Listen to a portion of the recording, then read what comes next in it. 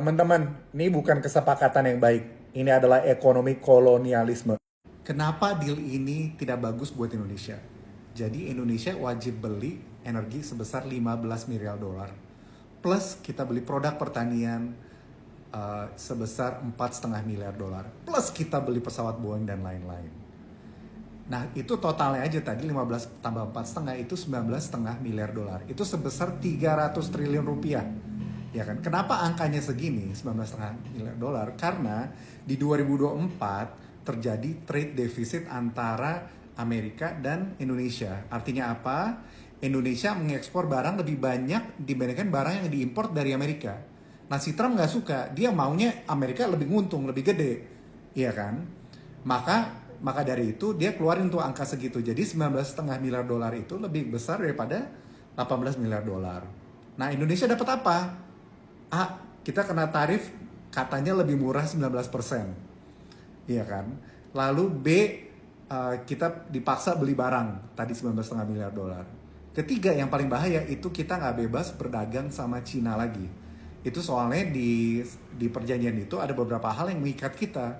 Walaupun Indonesia itu non-blok, ya kan seharusnya kita tidak ikut Amerika atau ikut Cina, tapi di perjanjian itu mengikat kita dilimitasi apa aja yang kita boleh perdagangan dengan Cina.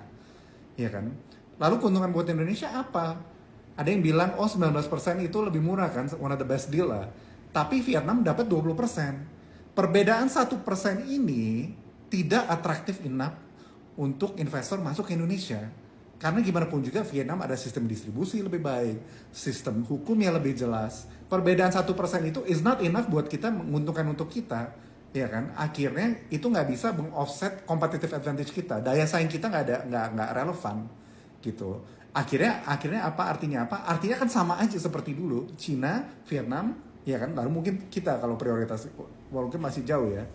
Ya, jadi ini dealnya kurang bagus, ya kan. At the end, objektif Trump adalah mengecilkan trade deficit mereka. Jadi misalnya pun ada investasi dari Amerika, which I think unlikely, karena apa? Karena situasi sama sebelum. Apa beda Indonesia sekarang sama dulu? Sama aja.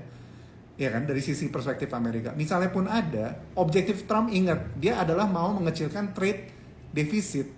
Ya kan, jadi misalnya ada investasi, tadi misalnya yang 18 miliar dolar itu mungkin naik, ya si Trump 19,5-nya bakal dinaikin lagi. Jadi ingat, it's all about objektif gitu. Dan jujur aja, ini adalah neokolonialisme ekonomi yang baru.